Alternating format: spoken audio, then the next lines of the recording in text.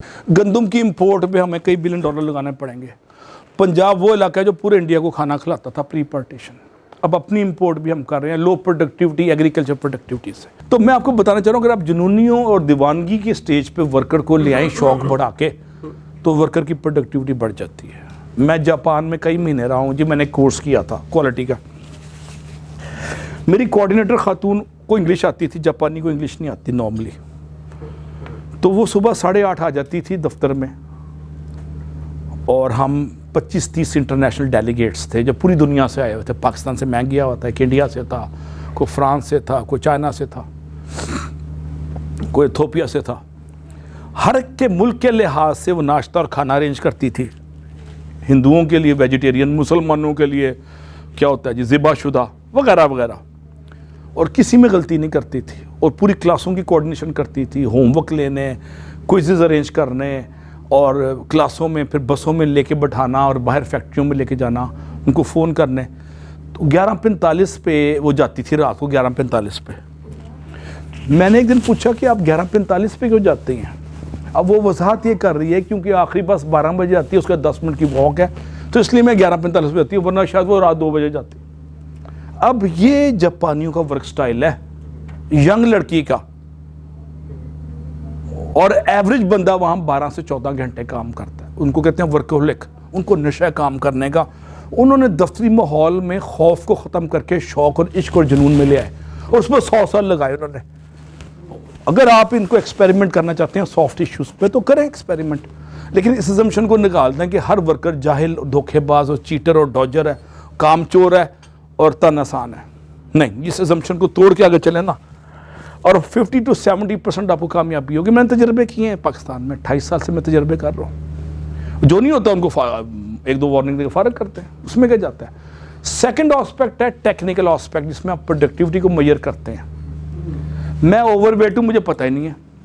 अगर मैं रोज़ अपना वज़न चेक करूँ WHO की स्टैंडर्ड टेबल के साथ, जो मेरे एज और हाइट के लिहाज से मुझे सजेस्ट करते हैं, तो पता चलेगा मैं अंडरवेट हूँ या ओवरवेट हूँ। और अगर मैं ओवरवेट हूँ तो मैं फिर डेली बेसिस पे अपने वर्क और फूड पैटर्न को चेंज करके, एक्सरसाइजेस करके, वॉक करके वज़न कम कर सकता हूँ। लेकिन मुझे डेली मेजर करना पड़ेगा, दिन में 2 दफ़ा। मैं इत्तेफाक से डायबिटिक भी हूँ, तो मैं दिन में 2 दफ़ा अपनी शुगर चेक करता हूँ, और अपनी फूड पैटर्न को मैंने अकॉर्डिंगली चेंज कर लिया। जब मैंने मेजरमेंट शुरू की और 1-2 महीने लगे, अब मेरी डायबिटीज़ क्लोज टू 0 आ गई। मैंने अपने फूड पैटर्न को चेंज कर लिया सिर्फ मेजरमेंट से। तो मेजरमेंट एक टेक्निकल फैक्टर है। आप जब प्रोडक्टिविटी को मेजर करना शुरू करेंगे तो आपको हैरानगी होगी कि अक्सर लोग फारग बैठे हुए हैं, और अक्सर लोग वैल्यू ऐड नहीं कर रहे। मटीरियल की प्रोडक्टिविटी, लेबर की प्रोडक्टिविटी, कैपिटल की, मशीन की। अभी इसके 1-2 फॉर्मूले हैं, सिंपल से फॉर्मूले हैं, मैं आपको भी बताऊँ, ये स्लाइडों में आप देखें। तो एक छोटा सा टेक अवे, पहला टेक अवे क्या है घर जाने, जब आप जाएंगे अपनी फैक्ट्री में जाएंगे, कि आप प्रोडक्टिविटी मेजरमेंट शुरू करते हैं आज के बाद। ये बहुत बड़ा एहसान है आपका अपनी फैक्ट्री पे। अब सॉफ्ट एस्पेक्ट में प्रोडक्टिविटी कल्चर पैदा करना, टीम वर्क पैदा करना, क्वालिटी ऑफ वर्किंग लाइफ पैदा करना, उसके बाद अच्छे वर्क एथिक्स हैं। छुट्टी अगर आप दे रहे हैं तो फिर सबको छुट्टी दें। ये कि नहीं सफाई करने वाले को छुट्टी नहीं मिली। अभी मेरे सफाई, हमारी छुट्टियाँ यूनिवर्सिटी में आजकल, तो कल मैंने इसे पूछा था सफाई करने वाले को छुट्टी गई है, कहता नहीं गई। मैंने कहा नाइब कासिद को गई है, कहता नहीं गई। अब ये वर्क एथिक्स में fair distribution of resources and facilities भी फिर आपकी जिम्मेदारी है। वो बोलते नहीं, बददिल हो जाते हैं, बददिल होकर प्रोडक्टिविटी स्पॉइल होती है, उनकी सेंस ऑफ बिलोंगिंग और सेंस ऑफ ऑनरशिप कम हो जाती है इदारे के साथ। ये 2 सेंस हैं जो आप जितना बढ़ाएंगे सॉफ्ट इश्यूज़ में, उतना वर्कर की आपके साथ अपनाइयत और जज्बाती वाबस्तगी बढ़ेगी। हमारे मुल्कों में जज्बाती वाबस्तगी उर्दू फिल्मों की तरह गाने गाना ही है पहाड़ों पे चढ़ के। जज्बाती वाबस्तगी का दूसरा नाम है वर्कर इमोशनल इंगेजमेंट। वर्कर के साथ इमोशनल इंगेज हों, ताकि आपको पता चले, वर्कर को पता चले कि मेरा बॉस मेरा ख्याल रख रहा है, और वो पे बैक करने के लिए 10, 20, 30% एक्स्ट्रा वैल्यू एड करता है डिज़ाइन में, प्रोसेस इंप्रूवमेंट में, प्रोसेस सिंप्लीफिकेशन में, इनोवेशन में। अब जनाब मेरे साथ अगर आप रहेंगे, गौर से चलें। अब प्रोडक्टिविटी मेजरमेंट के 3 तरीके हैं। पहला है पार्शल मेजर। आपने 10 जूते बनाए, और आपने देखा 10 जूतों में 10 मजदूर एक शिफ्ट में आ रहे हैं, तो 10 बाय 10 8 घंटे की शिफ्ट में, ये पार्शियल मेजर प्रोडक्टिविटी का एक तरीका ये हो गया। और डेली बेसिस पे इसको डॉक्यूमेंट करें कागज़ में, रजिस्टर में, एक्सेल में, तारीख के साथ। अगर आप डॉक्यूमेंट नहीं कर रहे, आप कुछ भी नहीं कर रहे। Document document document. दूसरा है 2 मशीनों में इस्तेमाल हो रही हैं, 8 घंटे की शिफ्ट में 10 मजदूर हैं और 10 जूते बने हैं, तो 2 मशीनों पे डिवाइड करते हैं, ये मशीन प्रोडक्टिविटी आ गई।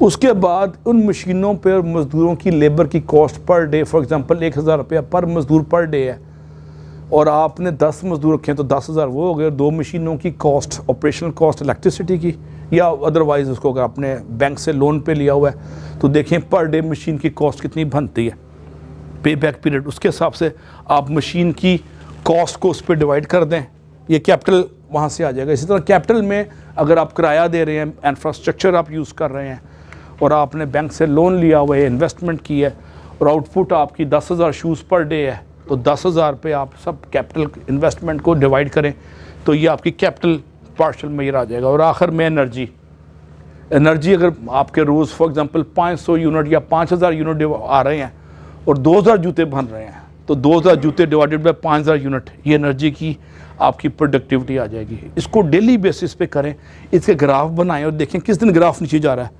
जिस दिन ग्राफ नीचे जा रहा है आप देखें इस दिन इम्प्रूवमेंट हो रही है, और जिस दिन ग्राफ ऊपर जा रहा है इसका मतलब रेशो ख़तरनाक है, उस दिन वर्कर ने थोड़ा काम किया, या मशीन ख़राब थी, या पैसे कम लगाए गए वगैरह वगैरह, या फिर आपका मटेरियल वीक था। इसमें मटेरियल की मैंने जिक्र नहीं किया। आउटपुट में आप 10 टन चमड़ा लगा रहे हैं, 2,000 जूते बन रहे हैं 10 टन में या 10 किलो में, जो भी आपका इंडिकेटर है, फिट है, इंडिकेटर है, टन है, किलोग्राम है, तो आप मटेरियल की प्रोडक्टिविटी भी निकाल सकते हैं इसी तरह। अब एक चीज़ है टोटल फैक्टर प्रोडक्टिविटी। अगर आप बार बार प्रोडक्टिविटी को पढ़ें तो एक चीज़ बड़ी कॉमन यूज़ आपको बुक्स में मिलेगी, इंटरनेट पे मिलेगी, वो है total factor productivity. Policy makers in Islamabad, America, कहीं भी इस्लामाबाद में जो बैठते हैं ना इकोनॉमिस्ट, वो टोटल फैक्टर प्रोडक्टिविटी को से मुल्क की तरक्की देखते हैं। जितनी टोटल फैक्टर प्रोडक्टिविटी ज़्यादा है उतनी जीडीपी ज़्यादा होगी। तो जीडीपी को मेजर करने के लिए इकोनॉमिस्ट ने टोटल फैक्टर प्रोडक्टिविटी, उसमें टोटल आउटपुट 10,000 जूते डिवाइडेड बाय लेबर और कितने पैसे लगे, तनख्वाहें कितनी गई और टोटल उस दिन का खर्चा कितना था। आपका अकाउंटेंट जो है CFO, वो कैपिटल और लेबर की कॉस्ट डेली बेसिस पे आपको दे सकता है। तो ये आपकी टोटल फैक्टर प्रोडक्टिविटी आ गई। और टोटल प्रोडक्टिविटी है कि 10,000 जूते डिवाइडेड बाय 10,000 का जितने भी लेबर थी, उसमें गार्ड, उसमें माली, उसमें सफाई करने वाला, सबकी तनख्वाहें शामिल हो जाएंगी, CEO की तनख्वाहें भी शामिल होंगी, बिजली के बिल भी शामिल होंगे। ये है आपकी इनपुट। फिर इस पे आप टोटल प्रोडक्टिविटी निकाल लेते हैं। एक स्टेज आती है कि आप जूते की एक्चुअल कॉस्ट 365 दिनों की खर्चे डाल के वो निकाल सकते हैं। मसलन पर वीक तो ठीक है, संडे आपका आ गया, लेकिन दरमियान में 10 छुट्टियां साल में आती हैं, ईद शब रात की, वो 10 छुट्टियों की कॉस्ट भी तो पड़ रही है, उसमें बिजली माइनस होगी, तनख्वाहें तो जा रही है ना, किराया तो जा रहा है ना, बैंक का सूद तो जा रहा है अगर आपने इंटरेस्ट पे लिया हुआ है। अब लेबर प्रोडक्टिविटी निकालने का तरीका देख लें जी। कैन बी हायर और लोअर डिपेंडिंग ऑन फैक्टर्स। और कौन से फैक्टर हैं जिसमें लेबर की यानी आपके मजदूर की प्रोडक्टिविटी ज़्यादा या कम होती है? पहली चीज़ है वर्कलोड एंड मटीरियल हैंडलिंग। आपने कितना वर्कलोड दिया और मटीरियल हैंडलिंग कैसी है। मटीरियल वहीं पड़ा हुआ है, यहाँ बैठा हुआ है और 200 गज दूर पड़ा हुआ है जी, वो मुझे इजाज़त नहीं है सामान उठाने की, और 10 घंटे में से 2 घंटे ज़ाया हो गए, मजदूर फ़र्क बैठा हुआ है। मटीरियल हैंडलिंग, पूरी मटीरियल हैंडलिंग से कॉस्ट तो कंपनी को पड़ रही है ना। Every minute matters, every second matters, याद रखिएगा। अवेलेबिलिटी ऑफ वर्किंग टूल्स, वो उसके पास कटिंग टूल नहीं है चमड़े को काटने के लिए, है तो मर गया, उसकी शार्पनेस ख़त्म हो गई है, तो आप उसको देखें वर्किंग टूल्स। उसके बाद अवेलेबिलिटी ऑफ इलेक्ट्रिसिटी। अभी मुझे ये ब्रेक में बता रहे थे कि इलेक्ट्रिसिटी के लिए भी नए ट्रेंड्स ये आ रहे हैं कि वापडा बिजली महंगी कर रहे हो। कल खबर ये आई है 30 रुपये और यूनिट बढ़ रही है, तो 80 रुपये यूनिट पे तो जूता 8 का 10,000 का हो जाएगा। तो अभी लाहौर में ऐसी कंपनीज़ हैं जो आपको सोलर पावर देती हैं और कहती हैं इन्वेस्टमेंट भी हम करेंगे, फालतू बिजली आप वापडा को बेचें और आपका 1 रुपया भी नहीं लग रहा और आपके पैसे बच रहे हैं। तो अगर आपकी इलेक्ट्रिसिटी ज़ीरो हो जाए तो अच्छा नहीं है। ऐसी कंपनियां लाहौर में आ गई हैं, अभी आप जिक्र कर रहे थे। हाँ जी, आखिरी 2 मिनट बताइएगा, मैं आखिर में एंड पे। मैं सामने फैल्कन में रहता हूँ, जो 5 मिनट की वॉक है, और 25 मिनट घूम के आया हूँ मैं आज। मेरी प्रोडक्टिविटी ट्रैवल की ज़ाया हुई, ट्रैफिक जैम, उसकी वजह से सड़कें बन रही। मेरे घर के साथ एक घर है, उसने कहा कि अगर आप मेरे घर आ जाएंगे तो मैं 10,000 आपसे ज़्यादा लूँगा, लेकिन बिजली का बिल फ्री है। मैंने पूछा क्यों? कहता है मैंने पूरा घर सोलराइज कर लिया है, तो गर्मियों में 40,000 बचेंगे और सर्दियों में आपके 15,000 बचेंगे बिजली के बिल के, और मैं आपसे सिर्फ 10,000 फालतू लूँगा, क्योंकि मैंने इन्वेस्ट किया इतने मिलियन। अब एक नया ट्रेंड कराया हूँ मैं भी, आ गया कि बिजली फ्री होना शुरू हो गई है। तो आप इनोवेटिव आइडियाज़ पे जाएं इलेक्ट्रिसिटी के इलेक्ट्रिसिटी की। उसमें साल में 2-4 दिन, 10 दिन जब बारिश होती है, 20 दिन, तो उसमें ज़ाहिर है उसका मदबादल इनके पास होता है। पावर अवेलेबिलिटी, फिर है वर्कर एफिशिएंसी। एक वर्कर 1 घंटे में कितने जूते के 20% को बनाता है, 50% बनाता है। या 10 मज़दूर 8 घंटे की शिफ्ट में अगर 10 जूते बना रहे हैं, तो 8 घंटे में एक मज़दूर 1 जूता सी रहा है। तो ये आपकी क्या हो गया, वर्कर की एफिशिएंसी। अगर आधा जूता सी रहा है तो वर्कर की एफिशिएंसी थोड़ी है। और वर्कर की एफिशिएंसी का ताल्लुक वर्कर कैपेबिलिटी से भी है, कैपेसिटी भी है, उसके स्किल के साथ भी है। ये क्लियर हो गया जी आपको बात? अच्छा, अब आगे लेबर प्रोडक्टिविटी में आखिरी चीज़ है लेवल ऑफ मोटिवेशन। उसकी बैटरी चार्ज है, अंदर की बैटरी का ताल्लुक यहाँ से है। तो बैटरी चार्ज करना आपका काम है। मैं यहाँ गया इंडस मोटर कराची में 15 साल पहले, तो वहाँ पे टी ब्रेक होती थी 11 बजे, चाय की ब्रेक। लोग कैफेटेरिया में जाते थे 30 मिनट के लिए। ये छोटी सी केस स्टडी है आप सबके लिए, जापानियों का स्टाइल भी देख लें कैसा होता है। डायरेक्टर प्रोडक्शन तारिक खान थे, मैकेनिकल इंजीनियर, मेरे दोस्त हैं।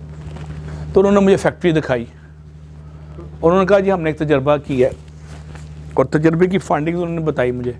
कहते हैं वो 30 मिनट की टी ब्रेक नॉर्मली 40 मिनट की होती है, और 5 मिनट आके वो अंगड़ाई शंगड़ाई लेते हैं, और 5 मिनट पहले काम छोड़ देते हैं। तो कहते हैं हमें 50-55 मिनट की टी ब्रेक पड़ रही थी हमें, और 10,000 या 5,000 मजदूर ज़रा 50 मिनट उसकी क्वान्टिफाई करें। कहता है हमने उनको चाय एन 11 बजे वहीं सर्व कर दिया, ब्रेक को 15 मिनट कर दिया कि उठ के ना जाओ। 5 मिनट जाने का टाइम, उसमें से वो 10 मिनट चाय पी लेते थे, और 5 मिनट वॉशरूम का, किसी को नेचुरल ज़रूरत है तो चला जाए। 15 मिनट बाद कहते हैं हम काम शुरू कर देते थे। एंड ऑफ द डे, महीने के बाद 4 से 5 कारें एक्स्ट्रा बन रही थी असेंबली पॉइंट पे। वो जो प्रोडक्टिविटी लॉस टाइम का था, वर्कर की प्रोडक्टिविटी उन्होंने बढ़ाई, स्किल नहीं बढ़ाई अभी। ये एडमिनिस्ट्रेटिव अरेंजमेंट किया सिर्फ कि ट्रैवल टाइम। और चाय की कहते हैं चाय की कॉस्ट हमें, चाय और बिस्किट 15 साल पहले हो सकता है 10 रुपये की पड़ती हो, 4-5 रुपये चाय थी, आज जो 20 की हो गई है। और कहता है कि हमें बिस्किट या समोसा भी 5-10 रुपये का पड़ता था। तो 20-25 रुपये की चाय और बिस्किट दे के वो भी खुश कि मेरे 20-50 रुपये 32 बच रहे हैं, और हम भी खुश कि हमारी 2 से 3 कारें या 5 कारें एक्स्ट्रा असेंबल हो रही हैं उसी टाइम में, उसी लेबर से। वर्कर की एफिशिएंसी बढ़ाने का एक छोटा सा तरीका है इंसेंटिव के ज़रिए। अभी सुजुकी इंडिया ने, जिसका नाम मारुति है, उन्होंने एक तजर्बा किया। और तजर्बा क्या किया उन्होंने कि जो वर्कर छुट्टी नहीं करेगा उसको पूरे महीने वक्त पे आएगा, छुट्टी नहीं करेगा फालतू, 1 से 2 छुट्टियां उन्होंने कानून में डाली हुई हैं। उसके अलावा तो उसको 1 दिन की तनख्वाह एक्स्ट्रा इंसेंटिव मिल जाएगा, या 2 दिन की तनख्वाह।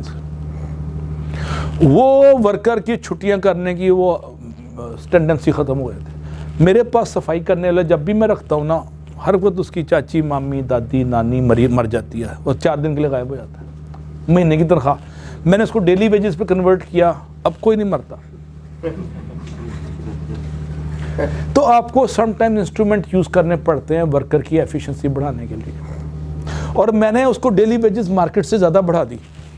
मसलन अगर 25,000 बनती है उसकी तनख्वाह मिनिमम, तो मैंने उसको कहा जी उसको पर डे पे डिवाइड करके 2500, 750 के बजाय मैंने 1000 रुपये पर डे कर दिया। अब उसका जब 2000 कटता है ना 2 छुट्टियों पे, तो उसका धुआं निकल जाता है, और वो छुट्टी नहीं करता, और 2 दिनों की छुट्टियों में जो जो चीज़ मारना है उसको भुगता लेता है वो।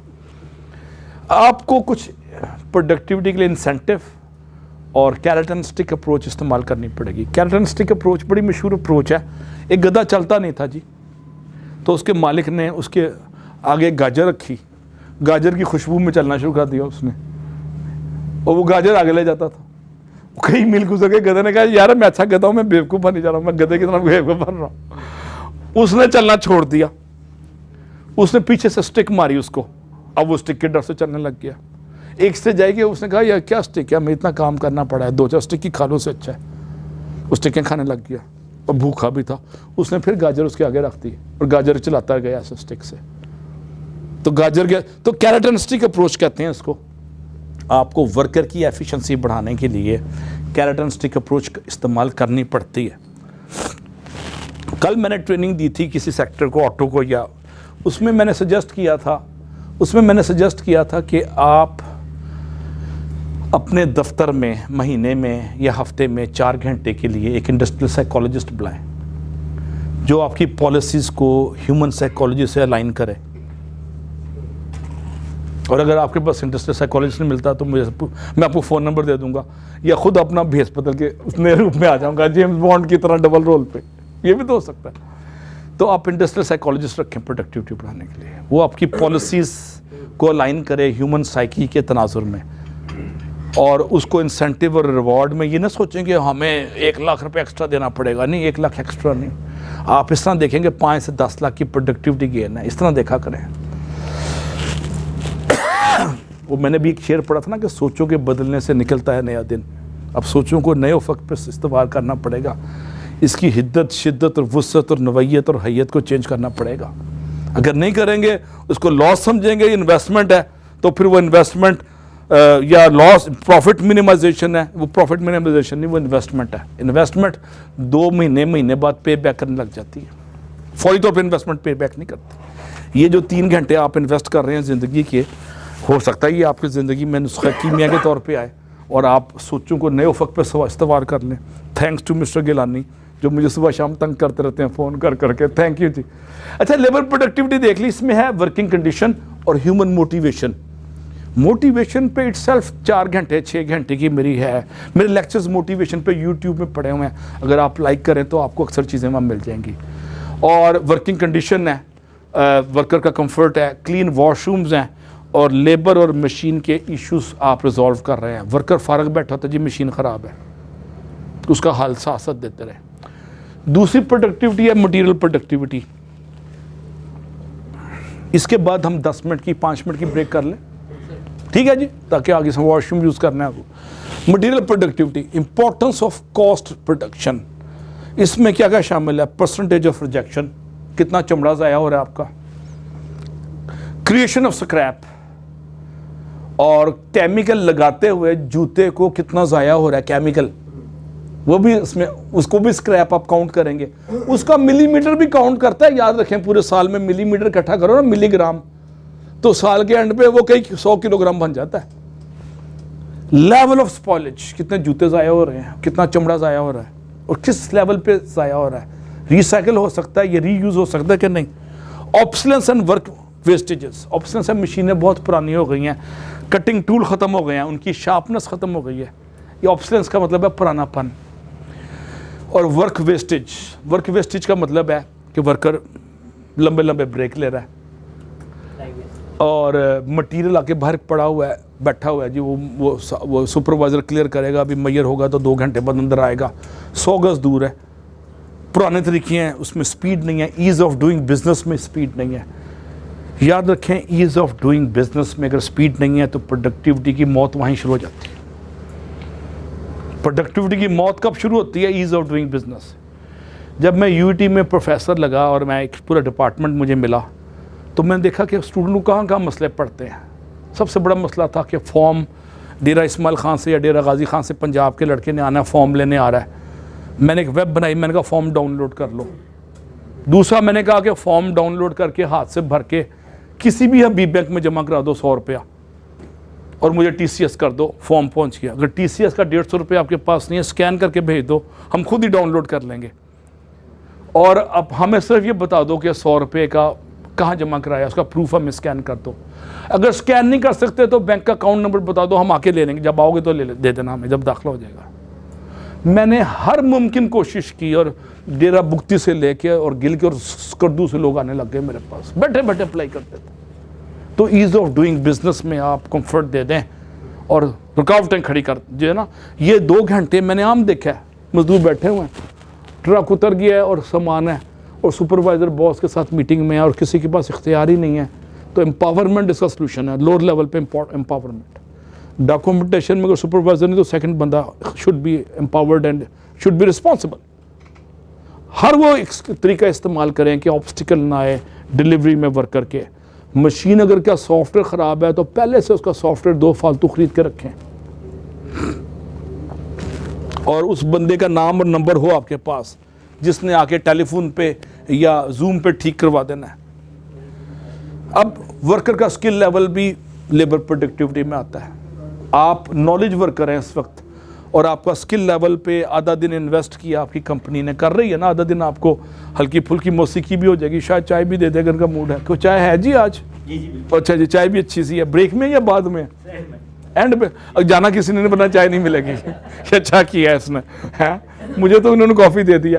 तो जनाब ये कंफर्टेबल माहौल, अभी डिस्कशन में हम कुछ और चीज़ें सीखते हैं। ब्रेक लंबी नहीं करनी, 10 मिनट के बाद आ जाना, मैं दरवाज़ा बंद कर दूंगा। मैं एक डंडा मार का प्रोफेसर भी हूँ, ठीक है जी। 10 मिनट में आ जाना है आपने, देसी स्टाइल में खरामा खरामा घूमते हो नहीं, 15 मिनट बाद आना। और जी वॉशरूम क्लोज था जी, ताला लगा हुआ था। अच्छा जनाब, एडिक्वेट मशीन टूल्स। एक टूल टूटा है तो 2 फालतू रखो। आर आपके पास 1 के बजाय 4 होनी चाहिए। ये नहीं कि आर टूट गया, आर उसको आर कहते हैं ना, जिसको जैसे चमड़ा काटते हैं हाथ से, आर कहते हैं उसको। क्या होता है उसको? ब्लेड। अगर एक ब्लेड टूट गया तो 4 फालतू पड़े हों, उस वक्त ऑर्डर नहीं होगा फिर। It is too late to repair one roof when it is raining. The best time to repair a roof is when it is sun shining. Message clear हो गया जी? छत की रिपेयर का सबसे बेहतरीन वक्त है जब धूप आई हो। बरसात में छत की रिपेयर नहीं हो सकती, बारिशों में। Adequate machine tools, good design of product, ये सारे के सारे मटेरियल प्रोडक्टिविटी में आ गए। आगे मशीन प्रोडक्टिविटी। जितनी हाईटेक मशीन्स हैं, अक्सर बेशतर लोग बैंक से लोन लेके उसको ख़रीदते हैं। अगर 2-2, 4-4, 10-10 मिलियन की है, 10 करोड़ की है, 5 करोड़ की है। अब मशीन की प्रोडक्टिविटी जितनी ज़्यादा होगी, लोन पेइंग कैपेसिटी उतनी इंक्रीज़ होगी बैंक से। बैंक से 10 करोड़ का इंटरेस्ट, फॉर एग्जांपल मैं मिसाल दे रहा हूँ, रफ सी 10 लाख है पर मंथ, या 10 लाख पर एनम है 1 साल का। अगर 1 शिफ्ट में चलाओगे तो शायद 5 साल में पूरा हो, अगर 3 शिफ्टों में चलाओगे तो 2 साल में पूरा हो जाएगा। तो इसका नाम है मशीन यूटिलाइजेशन। मशीन यूटिलाइजेशन को जितना मैक्सिमाइज करते हैं, जितना ऑप्टिमाइज करते हैं, उतनी उसकी प्रोडक्टिविटी बढ़ती है। मैं एक छोटा सा देसी रूल बताता हूँ आपको। अगर आप 3 शिफ्ट में इस्तेमाल कर रहे हैं ना मशीनें, तो उनको रेस्ट नहीं मिलता। तो मैं आपकी जगह हूँगा, मैं 2 से 3 मशीनें फालतू रखूँगा ताकि वो ब्रेक ना आए, और उसको रिपेयर करने से जो 10 मजदूर पड़ के बैठ जाएंगे ना, उनकी मुझे लेबर कॉस्ट ना पड़ जाए। कोर इशू लेबर कॉस्ट है, core issue machine utilisation time है, core issue availability of tools है, और core issue scheduling of the labour है, अदर दैन डिसिप्लिन। ये 5-6 जब आप इन चीज़ों को रखते हैं, एक स्मार्ट मैनेजर की क्या डेफिनेशन है? जो हर 6 से 8 चीज़ें अपने पास रखता है। आर्मी के मेजर को जब ट्रेनिंग देते हैं तो ट्रेनिंग में सबसे पहले होता है कि आपने असले के गोलियों के तरतीब रखनी है जंग लड़ते वक्त, उसके साथ ही खाने का बंदोबस्त करना है। तो आपका असला है टूल्स और मशीनें, आप उनकी 2nd और 3rd लाइन ऑफ डिफेंस रखें। वैल्यू एडिड पर लेबर आवर। आगे मशीन प्रोडक्टिविटी, ये कैसे कैलकुलेट करेंगे?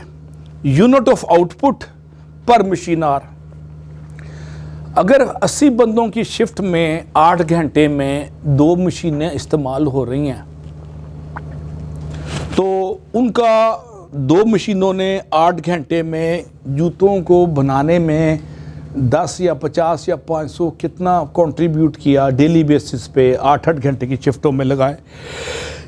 अगर 2 शिफ्टें हैं तो सुबह और शाम की शिफ्टें लगाएं, तो आपको अंदाज़ा हो जाएगा कि मशीन प्रोडक्टिविटी अल्हम्दुलिल्लाह कैसे कैलकुलेट की जा सकती है। एक चीज़ अभी तक मैंने जिक्र नहीं किया, वो है कैपेसिटी यूटिलाइजेशन ऑफ प्लांट। उस पर मैं अभी आता हूँ। मशीन प्रोडक्टिविटी से हटके है कैपेसिटी यूटिलाइजेशन, याद रखिएगा। नेक्स्ट है कैपिटल प्रोडक्टिविटी। आपने एक फैक्ट्री में 50 करोड़ लगाया है इंफ्रास्ट्रक्चर डेवलप करने पे, मशीनें पे और लेआउट बनाने में। अब 50 करोड़ लगाने के बाद क्या आप 5000 जूते पर मंथ बना रहे हैं या 500 बना रहे हैं पर मंथ? यहां से कैपिटल प्रोडक्टिविटी आ गई आपकी। मसलन एहसान चप्पल में अगर आपने एक प्लांट नया बनाया है और उस पर 70 करोड़ लगा है, पुराने रोड पे पुराने ज़माने में आज से 10 साल पहले 25 करोड़ लगा था, 3 गुना महंगाई हो गई है, तो आप उसको टाइम वैल्यू ऑफ मनी में नेट आउट करेंगे, डिस्काउंट करेंगे इकोनॉमिक्स या फाइनेंस के बेसिक रूल्स के मुताबिक, और फिर आप कैपिटल प्रोडक्टिविटी निकाल लेंगे। और अगर उसमें मशीनें एडवांस लेवल की हैं तो कैपिटल ज़्यादा है लेकिन प्रोडक्टिविटी भी ज़्यादा है, और आपको प्रोपोर्शनेट लेना पड़ेगा। अगर कैपिटल 70 करोड़ के बजाय 1 अरब 30 करोड़ चला जाता है और प्रोडक्टिविटी पर डे 500 के बजाय 1700 पे चली जाती है तो ज़्यादा पैसा वारा खाता है। उसकी भी कैलकुलेशन के तरीके अकाउंटेंट्स के पास, ठीक है जी। तो आप कैपिटल प्रोडक्टिविटी निकाल सकते हैं। इस तरह एनर्जी प्रोडक्टिविटी है यूनिट ऑफ आउटपुट पर किलोवाट आवर, कि एक जूता बनाने में कितने किलोवाट आवर लग रही है बिजली।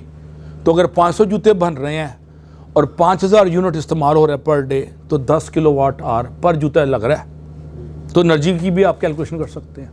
और अगर आप अपनी मोटर्स को रिविजिट करें, एनर्जी ऑडिट कराएं, एनर्जी कंजर्वेशन कराएं, एनर्जी एफिशिएंसी करें, तो आप हैरान होंगे 20 से 40% बिजली वेस्ट हो रही है हमारी फैक्ट्रियों में। मैं बड़े वसूख से कह रहा हूँ, 20 से 40% बिजली वेस्ट हो रही है। तो आप वो पैसे जो बचते हैं बिजली के, वो जूते की प्रोडक्शन कॉस्ट गिरती है उससे, और आपका मुनाफा बढ़ता है। मुनाफा बढ़ाने के रवायती तरीके ये हैं कि ओवर टाइम पे ना करो, खुदा ना खासा टैक्स में छूट ले लो, अल्लाह ना करे, या बिजली चोरी कर लो। ये 3-4 तरीके देसी बिजनेसमैन इस्तेमाल करते हैं इंडिया पाकिस्तान में। मल्टीनेशनल्स सारे टैक्स भी देती हैं, क्वालिटी ऑफ वर्किंग लाइफ भी देती हैं, फिर भी मुनाफा कमाती हैं। उसकी वजह यह है कि उन्होंने प्रोडक्टिविटी कॉन्शियसनेस इतनी ले ली है। अब ये 10 रुपये का इसका शेयर है ये यूनिलीवर का, मार्केट प्राइस फेस वैल्यू पे, और मार्केट में 2 से 3 हज़ार रुपये का सेल हो रहा है, और चीज़ें बिकती भी हैं, महंगी बिकती हैं। उसकी वजह वर्कर प्रोडक्टिविटी है। गंदम की इंपोर्ट पे हमें कई बिलियन डॉलर लगाने पड़ेंगे। पंजाब वो इलाका है जो पूरे इंडिया को खाना खिलाता था प्री पार्टीशन, अब अपनी इंपोर्ट भी हम कर रहे हैं लो प्रोडक्टिविटी एग्रीकल्चर प्रोडक्टिविटी से। उसका नुकसान क्या हो रहा है? फैक्ट्रियों में इन्वेस्टमेंट नहीं आ रही,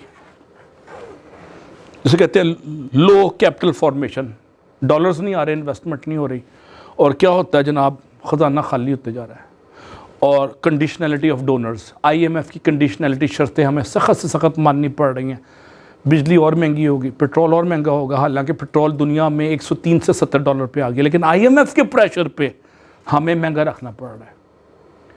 और आज सुबह की खबर यह है कि IMF ने हमें 2 हफ्ते और दिए हैं बिजली और गैस और पानी और बाकी चीज़ें और महंगा करने के लिए। ये कंडीशनलिटीज़ हैं, पीछे डॉलर्स ना होना, एक्सपोर्ट डॉलर के पीछे एक्सपोर्ट स्लो होना। सिर्फ मैन्युफैक्चरिंग में आप जूतों की फैक्ट्रियाँ पकड़ लेना, बांग्लादेश की 60% या 55% एक्सपोर्ट डॉलर्स में गारमेंट से है, रुई पाकिस्तान से लेते हैं, वो वैल्यू ऐड कर रहे हैं और प्रोडक्टिविटी उन्होंने कॉन्शियसनेस ले आए।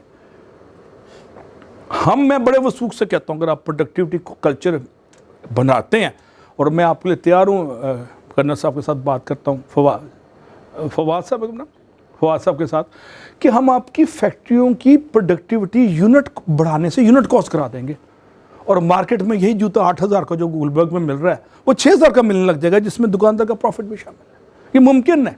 These are very much real, these are very much applied, these are not fictional, these are functional, this is drama in real life. ये वो लो प्रोडक्टिव ट्रैप है जिसमें पाकिस्तान फंसा हुआ है। अब हम पॉवर्टी और अनएम्प्लॉयमेंट के चक्कर में आ गए हैं। अपोजिशन खुश हो रही है जी, वो श्रीलंका जैसी हालात होगा, मैं पावर में आ जाऊंगा, और गवर्नमेंट के पास कोई हल ही नहीं। जो गवर्नमेंट आएगी इसी तरह फंस जाएगी। जब तक स्ट्रक्चरल एडजस्टमेंट नहीं होती, जब तक क्वालिटी और प्रोडक्टिविटी कॉन्शियसनेस नहीं आती। रशिया के टायर मार्केट में पाकिस्तानी टायर से 2000 महंगे मिल रहे हैं। कल मैंने टायर खरीदे हैं, रशिया के नहीं, टर्की के 4000 महंगे हैं। क्यों महंगे हैं? क्वालिटी अच्छी है, उसकी लाइफ अच्छी। तो टर्की ने क्वालिटी और प्रोडक्टिविटी पे काम किया, आगे निकल गया। इसने काम किया, इंडिया ने आगे निकल गया, बांग्लादेश ने आगे निकल गया। हम अभी तक बैठे हुए और हुकूमत को ब्लेम कर रहे हैं, और अपोजिशन उसको ब्लेम कर रही है, हुकूमत को ब्लेम कर रही है। This is the time that we should end the blame game. है कि हम ह्यूमन रिसोर्स से इन्वेस्टमेंट नहीं कर रहे, लो बाइंग पावर हमारे पास है, लेस क्वालिफाइड HR है, no formal productivity training in factory management. Factory management एक रॉकेट साइंस है आज के दौर में। और मिस्टर फवाद को मैं रिक्वेस्ट करूंगा कि फैक्ट्री मैनेजमेंट की ट्रेनिंग कराएं, इसमें प्रोडक्टिविटी एक कंपोनेंट हो, उसमें लेबर लॉज हों, उसमें ह्यूमन रिसोर्स मैनेजमेंट हो, उसमें प्रोडक्टिविटी हो, क्वालिटी हो, कॉन्ट्रैक्ट मैनेजमेंट हो, और मशीन लेआउट और प्रोडक्शन एंड ऑपरेशन टेक्निक्स हों लेटेस्ट, और स्मार्ट मैन्युफैक्चरिंग की टेक्निक्स हों। फैक्ट्री मैनेजमेंट से हमारी टीम उठेगी। अंदाज़ा क्या ऑफिस से अल्लाह मालिक क्या खैर हो सी, अब्बा जी ने क्या दिया, मियाँ साहब ने क्या दिया, वो ज़माने ख़त्म हो गए। अब सिस्टमेटिक, साइंटिफिक और to the point, relevant and brief, weak hiring skills, little orientation to system process. Core issue employees attitude पे भी ट्रेनिंग्स होती हैं बाकायदा, एक एक दिन की ट्रेनिंग होती है एटीट्यूड पे, दो दो दिन की ट्रेनिंग होती है एटीट्यूड पे। डिफ्यूज एंड अनक्लियर अथॉरिटी, एक रीज़न ये है। Too many hierarchical level, permission लेने के लिए प्राइवेट सेक्टर में भी परमिशन 3-4 बंदों से हो जाती है। Skilled workforce shortage, poor utilization of old factory and machinery, वक्त के साथ हम अपग्रेड नहीं करते फैक्ट्री की मशीनों को। Lack of time for development work, planning के लिए टाइम आपके पास नहीं है, मेरे पास नहीं है, स्ट्रेटजी फॉर्मुलेशन के लिए टाइम नहीं है। अब ये सर्विस इंडस्ट्री की स्ट्रेटजी थी अपर क्लास को एड्रेस किया एंड्योर खोल के। एहसान चप्पल लोअर क्लास के लिए भी एक स्ट्रेटजी कर सकती है, एहसान चप्पल के नुमाइंदे, जिस तरह मैंने KFC कनाडा की मिसाल दी है, ट्यूसडे के दिन हाफ प्राइस पे वो सेल करते हैं अपने KFC के बर्गर।